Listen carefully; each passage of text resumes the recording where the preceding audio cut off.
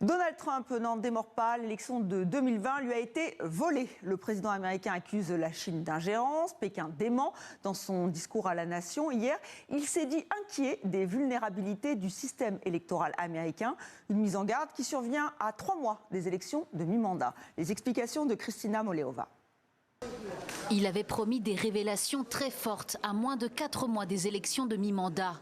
Ce jeudi soir, dans un discours extraordinaire à la nation, Donald Trump persiste et signe. Le système de vote américain est défaillant.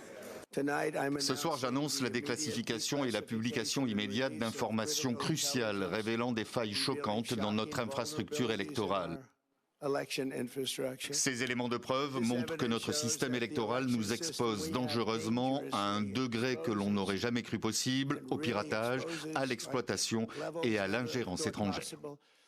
Des documents publiés dans la foulée sur le site de la Maison-Blanche et qui prouveraient notamment l'ingérence de la Chine dans plusieurs scrutins.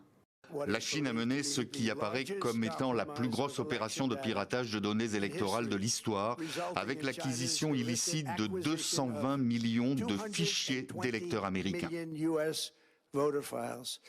Selon Donald Trump, ces fichiers contiendraient les coordonnées, préférences politiques et autres données sensibles nécessaires pour s'inscrire sur les listes électorales. Des accusations qui ne sont pas nouvelles. Depuis sa défaite contre Joe Biden lors de la présidentielle de 2020, le locataire de la Maison-Blanche martèle que les décomptes des voix ont été truqués dans de nombreux États du pays sans jamais apporter de preuves. Il appelle désormais les élus à adopter le Save America Act, une loi qui interdirait notamment le vote par correspondance ou obligerait les électeurs à présenter une pièce d'identité, un document que de nombreux Américains ne possèdent pas. De son côté, la Chine dénonce des calomnies malveillantes. La Chine a constamment respecté le principe de non-ingérence dans les affaires intérieures. Elle n'a aucun intérêt pour les élections américaines et n'y est jamais intervenue. Ces derniers mois, Donald Trump a tellement multiplié les accusations sans fondement que plusieurs chaînes de télévision ont décidé de ne pas diffuser le discours. Ce geste n'a pas plu au président américain qui a appelé au cours de son allocution au retrait de leur licence de diffusion. Et voyons comment ce discours a été perçu par les Américains. Bonjour Elisabeth Guedel, vous êtes notre correspondante aux États-Unis. Est-ce que Donald Trump les a convaincus ? Écoutez, Donald Trump a profité de son discours prime time pour dire en gros aux Américains qu'il n'avait pas perdu, il a répété, les élections de 2020, qu'il n'était donc pas un perdant, que si les résultats ont dit le contraire, eh bien c'était la faute de la Chine, entre autres, et que si les républicains perdaient les élections au mois de novembre, eh bien c'est que peut-être les résultats pourraient être truqués.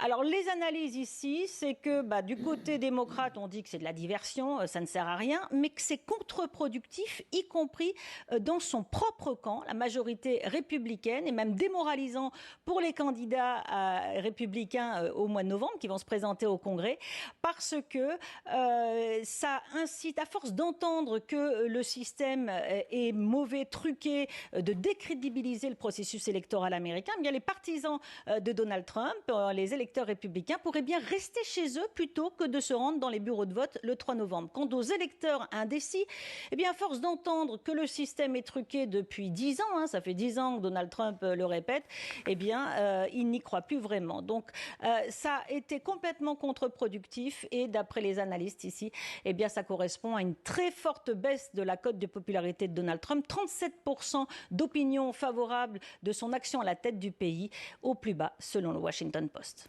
Elisabeth Guedel en direct de New York, merci à vous.